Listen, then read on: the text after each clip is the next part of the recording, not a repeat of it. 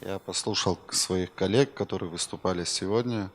Я со многим согласен, что в первую очередь это безопасность должна быть, а потом уже мы можем говорить и о успешном курортном сезоне, и о других достижениях.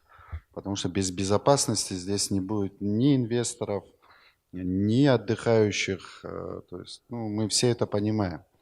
Но и в то же время я не соглашусь, что у нас все так печально в правоохранительной системе. На глаз обычного обывателя, который там не работал, да, кажется, что у нас правоохранительные органы практически полностью коррумпированы и ведут себя как-то, ну, неподобающе и не так, как бы мы хотели, население. Вообще наши правоохранительные органы после войны, у них на самом деле была настоящая война, и они работали и за булку хлеба, и бесплатно, и защищали покой граждан, и сталкивались с проблемами, которые потом переходили в их личные проблемы, они оставались с ними один на один и на улице. Э, Чем мы их вообще обеспечили, самих сотрудников правоохранительных органов? Да, в принципе, ничем. У них самая маленькая зарплата, можно сказать. У них ненормированный рабочий день. А порой даже вот сотрудники не видят, как растут их дети, не видят, не сидят в ресторанах, не гуляют, потому что они работают сутки через двое, а в летний период времени, когда курортный сезон наступает, они начинают работать практически каждые сутки. А, Мы их не обеспечим ни формой, ни зарплатой, ни материально-техническим обеспечением, ни даже элементарной столовой эти люди не имеют. Я хочу почему с этого начать. Их тоже можно понять. Я не говорю за коррумпированных. Я говорю за обычных сотрудников, которые рискуют своей жизнью, и зачастую мы их иной раз ругаем незаслуженно. Вы обратите внимание, что если сотрудник ГАИ взял 500 рублей взятку, и это становится достоянием общественности, мы его ругаем все. А если у нас чиновник взял 500 миллионов украл, то мы его не ругаем, мы его наоборот сажаем на самое лучшее место, поощряем, здороваемся двумя руками с ним. То есть есть вот такое в нашем обществе. Для эффективности работы сотрудников в первую очередь нужно добавить им зарплату.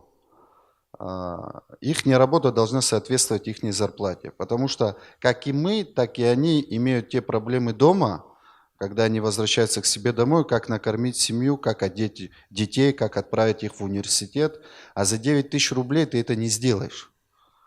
Мы должны в первую очередь подумать об этом. Мы всегда, любые выборы, парламентские, президентские, без разницы, начинаем с правоохранительной системы. Но никогда мы не задумываемся, что мы ничего в нее не вкладываем. У нас проблемы с кадровым ресурсом. Люди не идут на подобного рода работу, где, во-первых, не оплачивается, во-вторых, тебя очень часто ругают, порицает общество. Вы обратите внимание, что при задержании, даже вот я какой-то пример приведу, сотрудниками милиции, например, другого человека, даже если может произойти стрельба, могут и в них стрельнуть, и они могут стрельнуть.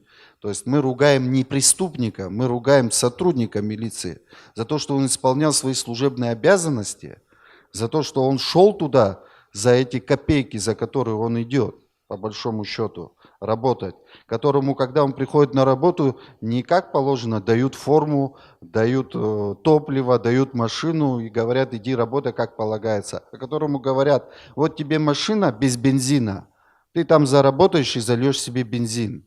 Вот как происходит на самом деле с сотрудниками милиции. И они выходят на эту трассу, останавливают отдыхающих и начинают вымогать с них деньги. Мы должны понять, что в первую очередь государственная воля должна быть навести правопорядок. Мы же все понимаем, что первые правонарушители – это чиновники, это те же депутаты, мы и люди, обладающие какой-то властью. Это первые нарушители. Они им ничего сделать не могут, потому что их уволят. Мало того, что их уволят, на них еще уголовные дела возбудят. Я говорю из практики, что происходит сейчас в нашей стране. Да, когда отдыхающий заезжает на территорию Республики Абхазия, он сталкивается с нашими сотрудниками. Это в первую очередь пограничники, во вторую очередь таможенники и уже сотрудники милиции. Ну, я считаю, что на нашей границе сотрудники пограничной службы мало времени отнимают у наших туристов, потому что у нас нету пока ни компьютеров на границе, они не вбивают их данные, они просто смотрят их паспорта, грузин он или не грузин. Только на это. И в розыске находится этот человек, и не в розыске находится. Но когда они сталкиваются с сотрудниками ГАИ, с недобросовестными сотрудниками ГАИ, которые пытаются с них вымогать, да, у них, вот я перечислил, трудная жизнь, трудная работа, но они в первую очередь должны думать о имидже нашей страны. Они должны понимать, что взяв эти 500 тысяч рублей у туриста, он обязательно это скажет в своем блоге, расскажет своим друзьям, расскажет вообще людям, окружающим. И чтобы это минимизировать, в первую очередь, собственно, безопасность должна милиции работать, которая работает в этом направлении, по направлению коррупции, которая задерживает данных сотрудников и привлекает к ответственности. Но еще раз поясняю, если у нас не будет материально-технического обеспечения у сотрудников, то мы никакого правопорядка не добьемся. Потому что я в основном работал в службе госбезопасности, воля судьбы в 2014 году перешел в Министерство внутренних дел. Я непосредственно столкнулся с их работой. Мы с них выжимали все соки, чтобы они работали. На энтузиазме, на патриотизме, то есть на каких-то идеях.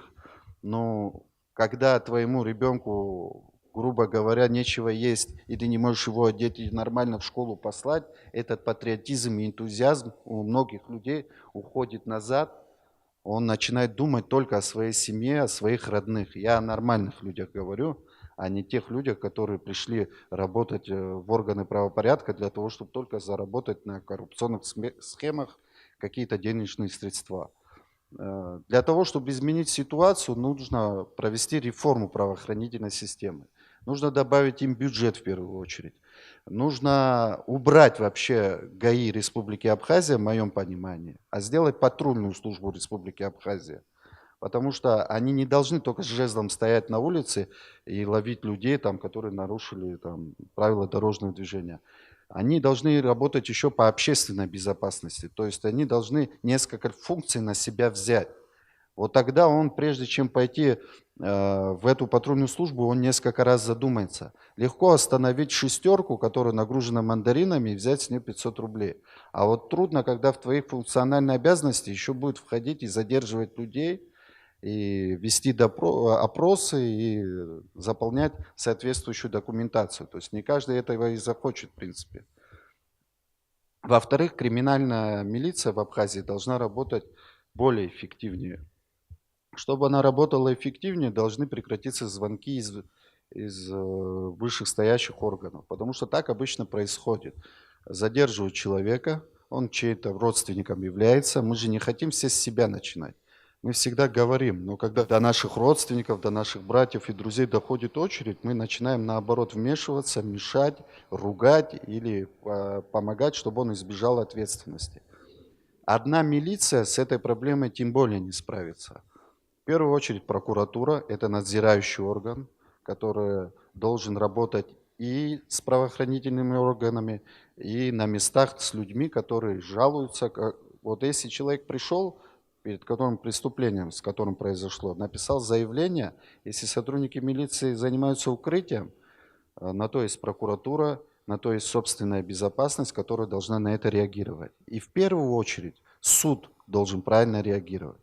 Мы сталкивались с такими проблемами, что сотрудники не спят ночами, задерживают, выходят с санкциями, но почему-то дела ломаются. Я не говорю про всех судей, я говорю про те примеры, с которыми, в принципе, 90% наших граждан сталкиваются, то, что они не хотят давать даже в суде показания, потому что преступника отпустят, а потом он будет личные проблемы иметь уже на улице с этими преступниками. Я еще раз говорю, во-первых, без воли главы государства не будет никакого правопорядка. Это в первую очередь. Глава государства, если не поставить задачу министру внутренних дел, председателю госбезопасности и другим органам, то они не будут убиваться, потому что вы видите, уже 5 министров внутренних дел сменилось. 5. Это что означает? Вот некоторые нас спрашивают, вот сейчас вот, ну, я являюсь оппозиционером, почему мы в последнее время там не ругаем министра, например, внутренних дел. Да мы уже переживаем, кого приведут туда, понимаете? Это вот и мне сейчас, в данный период времени, реально, как бы, я понимаю нового министра внутренних дел, с чем он столкнулся. Ему ничего не дали, его просто посадили министром внутренних дел. Вот сиди и работай. А он столкнулся с определенными проблемами, это вся Абхазия знает. А ему этот глава государства говорит, решай его по-абхазски эти проблемы решай. Ну это бред, понимаете? Министр внутренних дел, чтобы решал свои проблемы по-абхазски, значит у нас нет вообще государства в природе.